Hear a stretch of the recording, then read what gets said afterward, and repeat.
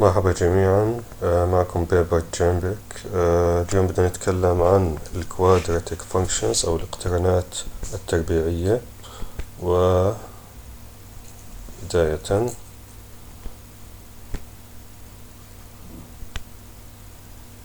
quadratic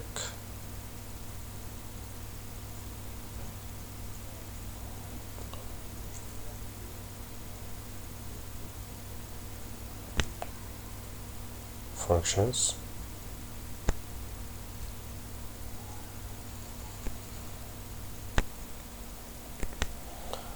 طيب، الاقترانات التربيعية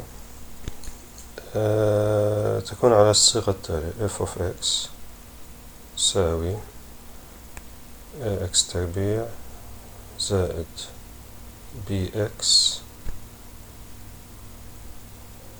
زائد c.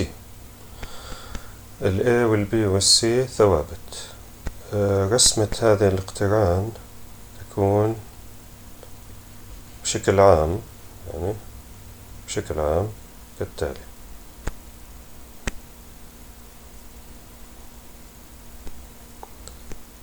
احنا مهتمين بهذه النقاط اللي هي المقطع اللي هو الواي انترسبت، مقطع محور الواي،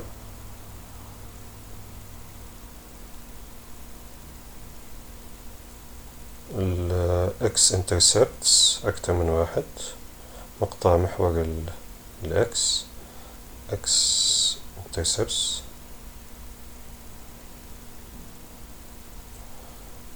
و اللي هو القيمة الدنيا أو العظمى حسب الاقتران. طيب،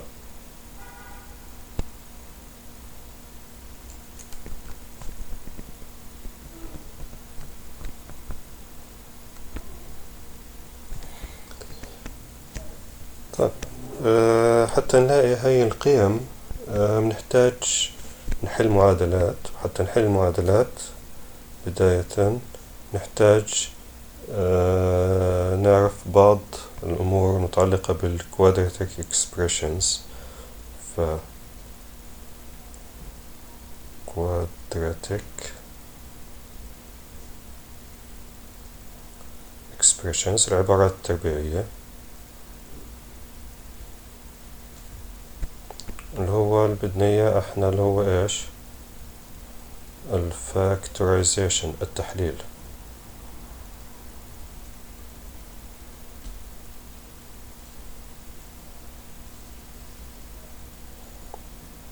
طيب،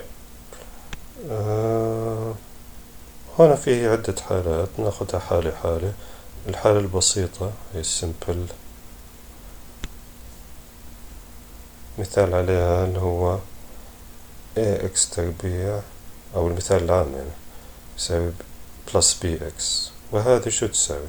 إذا أردنا نحللها للعوامل، تحليل العوامل معناته نكتب العبارة كضرب أقواس بدل الجمع.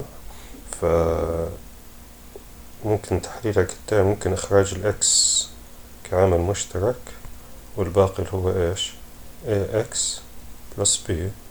للتأكد أضرب ax في x بصير ax تربيع، و x في b bx. هي الحالة بسيطة. في حالة تانية اللي هي إيش؟ فرق بين مربعين، difference of two squares.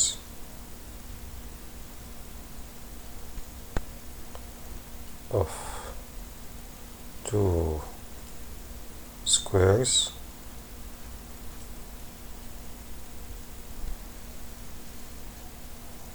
اللي هي كالتالي. مثال عليها اللي هي x تربيع سالب c تربيع. شو تساوي؟ فرق بين مربعين، هذا أول مربع ثاني مربع، والفرق ف difference of two squares x minus c x plus c.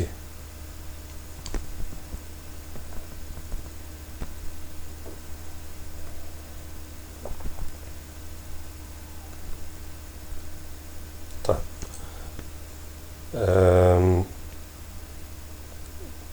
هلا السي ممكن ما تكون مكتوبة بهالصيغة، يعني سي تربيع، فممكن تكون مثلا اكس ناقص عدد، مثلا ناقص 5. الخمسة هي عبارة عن ايش؟ جذر 5 تربيع، وبالتالي اكس ناقص جذر 5 في اكس زائد جذر 5. يعني ممكن ما تكون جاهزة بهاي الصيغة تماما. طيب خلينا ناخد الحالة الثالثة، هي الحالة الأعم، اللي هي اكس تربيع مثلا زائد 2 اكس ناقص 3. هلا لتحليل هذا النوع من العبارات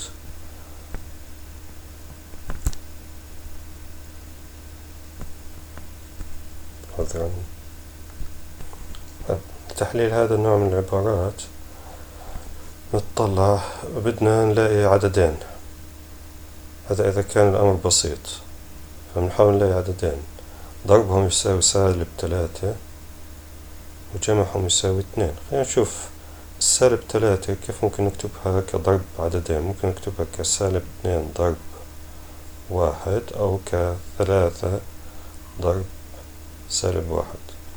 الاثنين ممكن نكتبها ك -3 زائد 1. لا، ما بتزبط.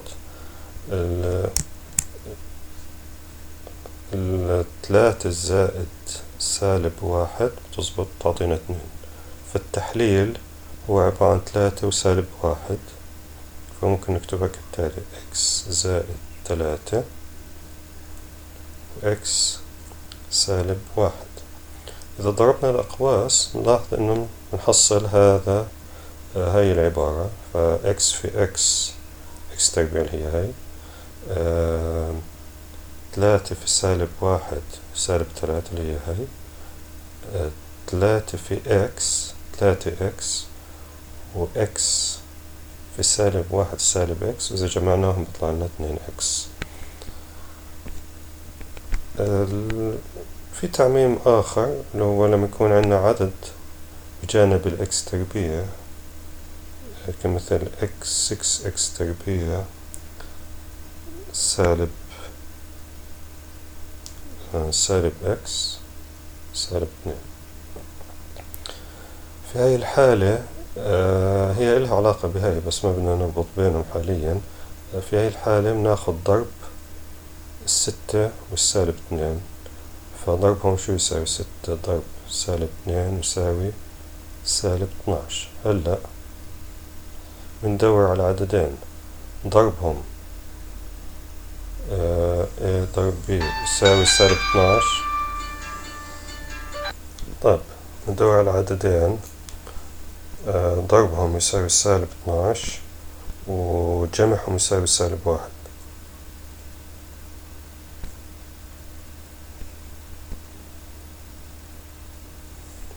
شوف يعني عددين ضربهم -12 وجمعهم -1. هلا أحد الخيارات هو 6 و-2، بس جمعهم لا يساوي -1.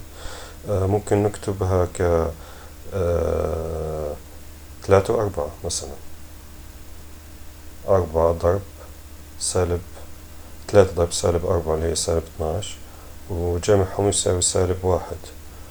فبصير عنا التحليل فيه خطوة زيادة اللي هي -1. هاي بنكتبها ك زائد باستخدام العددين بنحللها كجمع عددين -3 زائد 3x سالب 4x وهي -2. هلا بناخد هاي لحال وهاي لحال وبنحللها.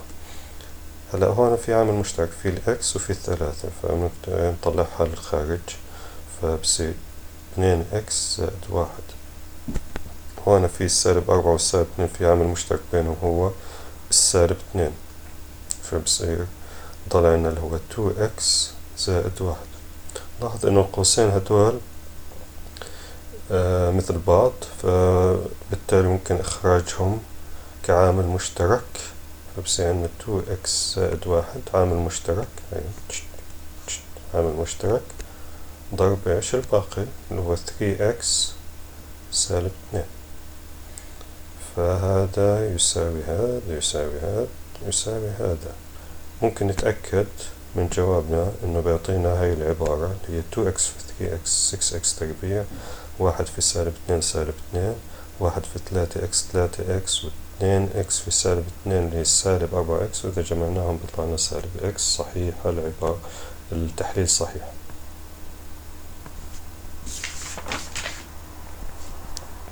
طب نستفيد من من هذا التحليل لحل معادلات تربيعية. so solving quadratic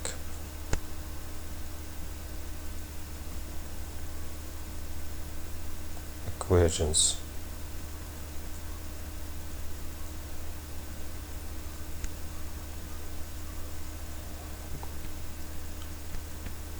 الطريقة الأولى هي باستخدام التحليل. فخلينا ناخذ معادلة معينة، مثلا x تربيع زائد 2x سالب 3 يساوي 0. وهي تعاملنا معها العبارة على الأقل هيها، وهي تحليلها، فبنعمل تحليل إلها. فبصير عندنا x زائد 3 في x سالب 1 يساوي 0. هلا الضرب قوسين يساوي 0، يعني واحد منهم على الأقل لازم يكون يساوي 0. فx زائد 3 تساوي 0، أو x سالب 1 يساوي 0. معناته x يساوي سالب 3، هي أحد الحلول، أو إيش x يساوي 1. قدرا 1. ممكن نتأكد من أنه هذا هو حل صحيح بالتعويض في العبارة التربيعية.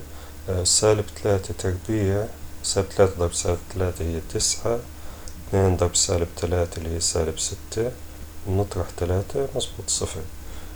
إذا عوضنا 1 تربيع هو 1 زائد 2 في 1 هو 2 صار 3، وسالب 3 0 مظبوط.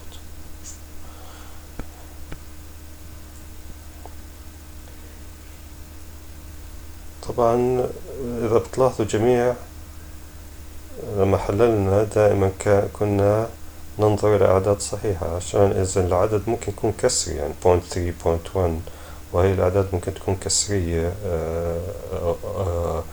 أو يعني في فاصلة عشرية في العدد. ففي هاي الحالة بصير صعب نعرف شو الأعداد.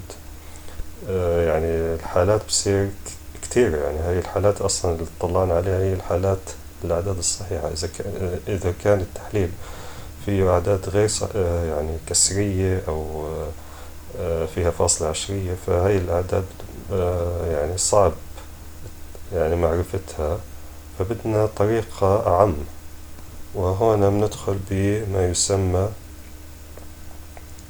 completing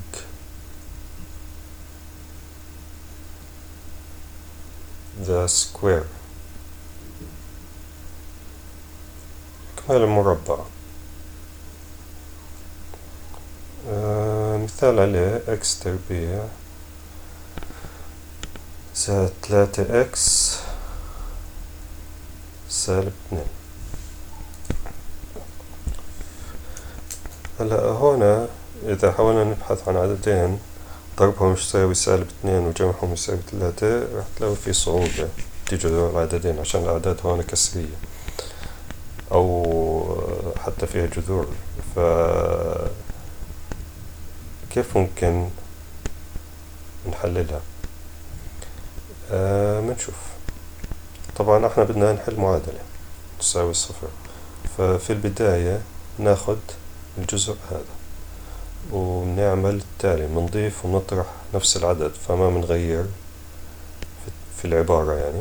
فمنضيف نصف معامل x، ف3 على 2 تربيع، ونطرحه 3 على 2 تربيع سالب 2 تساوي 0. طيب هاي العبارة إذا حللناها تحليلها سهل، هو إكس زائد 3 على 2 الكل تربيع. ممكن تأكد بضرب إكس زائد 3 على 2 في إكس زائد 3 على 2، المفروض يعطينا هذه العبارة. وهدول الأعداد ممكن نجمعهم ونطرحهم، فبصير سالب 9 على 4 سالب 2 تساوي 0. إكس زائد 3 على 2 تربيع سالب 9 على 4 سالب 8 على 4 يساوي 0. إكس زائد 3 على 2 تربيع سالب 17 على 4 يساوي 0، أو إذا نقلنا للجهة الثانية يساوي 17 على 4. لاحظوا الإكس صار جوا قوس مربع، فهذا بيسهل الأمور. هلا بنقدر ناخد جذر إكس زائد 3 على 2 تساوي زائد أو ناقص جذر 17 على جذر 4 اللي هو 2. وننقل 3 على 2 الجهة التانية، بصير إكس تساوي سالب 3 على 2 زائد أو ناقص جذر 17 على 2. طبعا في حلين، هو إذا جمعنا جذر 17 على 2 بيعطينا حل، وإذا طرحنا جذر 17 على 2 للسالب 3 على 2 بيعطينا حل آخر. حلين.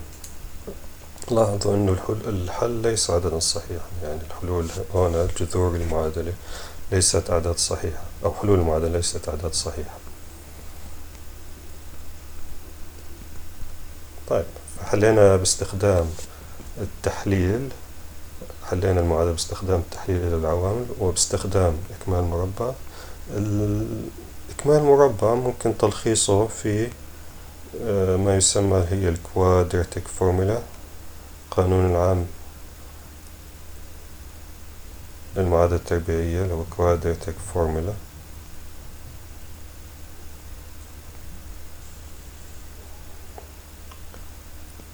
إذا عندنا معادلة كالتالي ax تربيع زائد bx زائد c تساوي 0، فالحل العام طبعا يعني باستخدام اللي هو الإكمال المربع ممكن نحصل هاي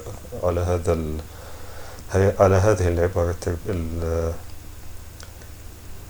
على هذه الحلول يعني بشكل عام. يعني فالسالب b زائد أو ناقص جذر البي تربيع ناقص 4ac على 2a.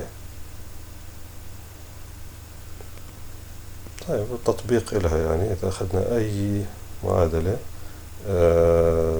مثلا 2x تربيع زائد أو سالب 10x زائد 1 مثلا تساوي 0، حاولنا نحلها. هاي مثال example. ال a تساوي 2، خلينا نكتبهم. ال a تساوي 2، ال b تساوي سالب 10 اللي هي معامل x مع الإشارة، وال c تساوي موجب 1 أو 1.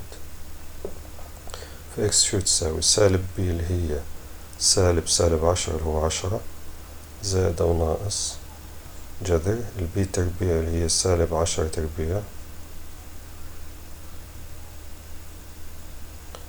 سالب 4 في a اللي هو 2 في c اللي هو 1 على 2 في 2.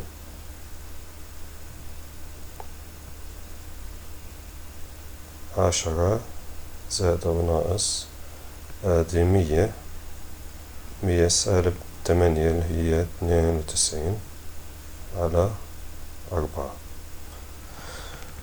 فهذه هي الإكس. ممكن تبسيطها، يعني ما بندخل بتبسيطها. فحلين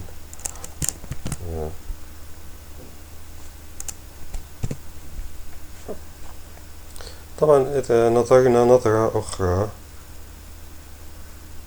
للحل المعادلة التربيعية، إذا نظرنا إلى هذا الجزء بدون الجذر، ما تحت الجذر، يعني b square minus 4ac، إذا كان هذا الجزء موجب فعندنا حلين. إذا كان سالب فعنا لا يوجد أي حل. إذا كان صفر فعنا إيش؟ حل واحد. طبعا واضح، إذا كان موجب فمرة بنجمع مرة بنطرح فبطلع لنا حلين. إذا كان سالب فأصلا ما بنقدر ناخد جذر لعدد سالب فلا يوجد أي حل. وإذا كان صفر فإذا جمعنا أو طرحنا صفر لا يؤثر على السالب فيه، فالحل هو سالب b على 2a.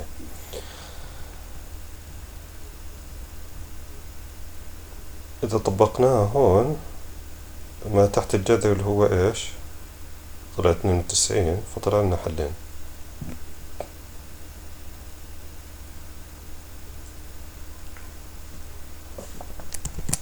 طبعا هاي الحالات ممكن يكون عندنا حلين، بيكون إيش؟ b square minus 4ac larger than 0، بيطلع لنا حلين. هذا على الرسم يعني. أو بيطلع لنا مثلا بيطلع لنا حل واحد، رح نحكي عن الرسم لاحقا يعني.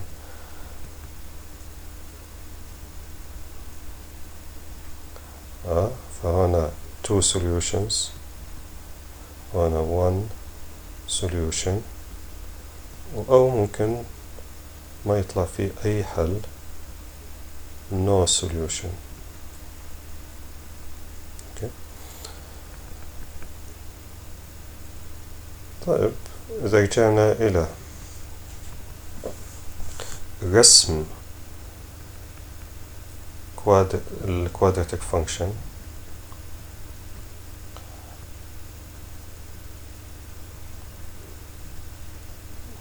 هو الجراف.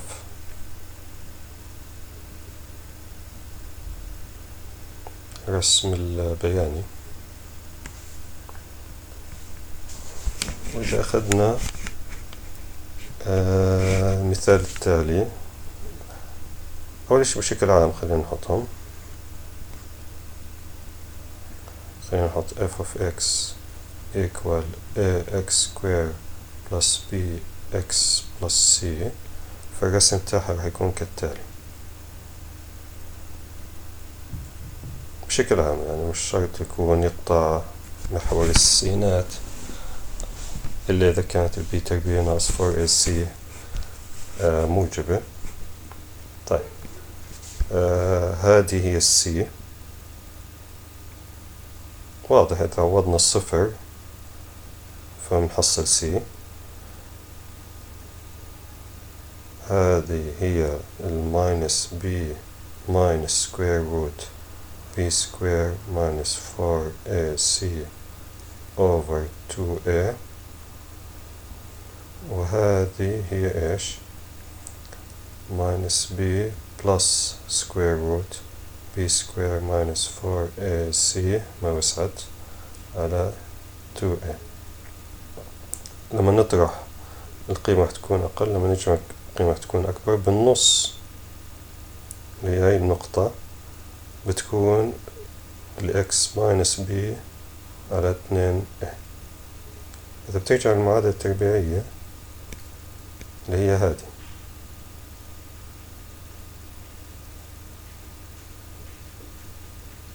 هاي بتحدد لي مكان القيمة الدنيا أو العظمى، الصغرى أو العظمى. ومثال أخير، بدنا نلاقي رسمة f of x equal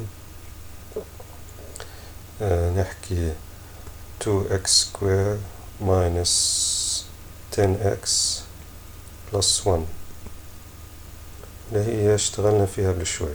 2x square minus 10x plus 1 لقينا جذورها.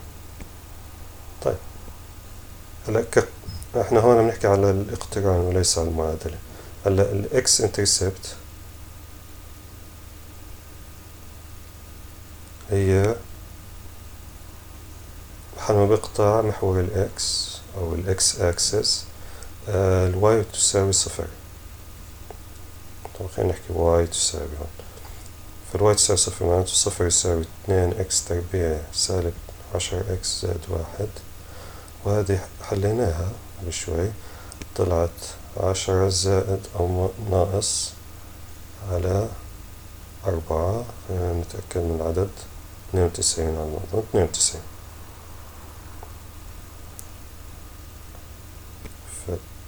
92. طيب هلا الواي انترسبت محل ما بقطع محور الواي أو الواي أكسس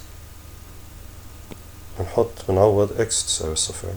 هاي سهلة. إذا عوضنا إكس تساوي صفر هاي صفر هاي صفر يطلع الواي تساوي 1. فالواي إيكوال إيش؟ 1.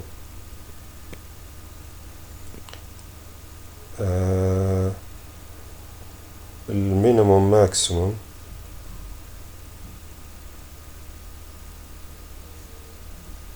اللي هي حكينا إكس شو تساوي عند القيمة الصغرى أو العظمى اللي هي ماينس بي أوفر 2A.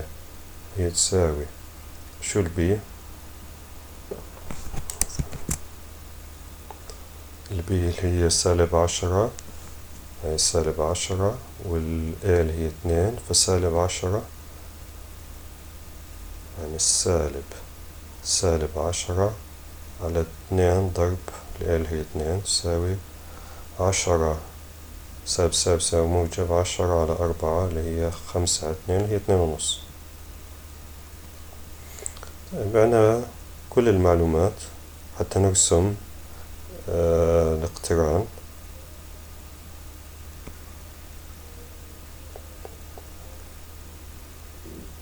هاي الواي هاي الاكس. طبعا نحتاج نحسبهم هدولا. 10 زائد أو سالب جذر 92. لا في جميع الحالات هاي أعداد موجبة. السبب إنه جذر 92 هو أقل من جذر 100. وإذا كان عندي جذر 100 ف10 سالب جذر 100 اللي هو الصفر. فإذا طرحنا عدد أقل هو جذر 92 فرح يطلع العدد موجب. فكل شيء راح يكون على يمين محور الواي أو الواي أكسس. راح يكون الرسمة كالتالي. ليست دقيقة يعني بس شيء من هذا القبيل. هاي القيمة لقيناها هي الواي انترسبت واي ايكوال 1. كمان مكان ما بيقطع الاكس اكسس لقينا قيمتين بدنا نحطهم على الرسمة. فهاي ال1 هذه اللي هي 10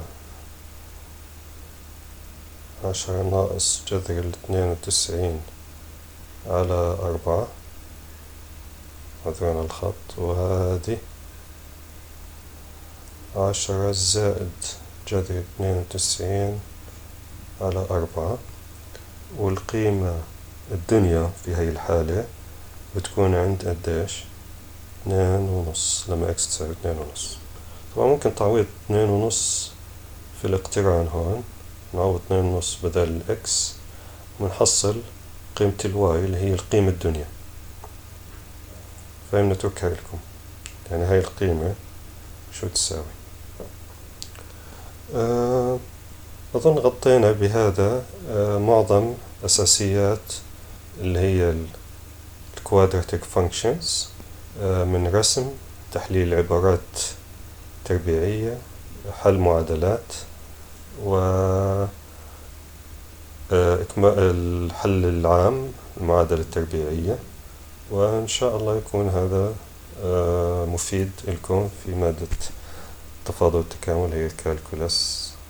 وشكرا لإصغائكم وإلى لقاء آخر.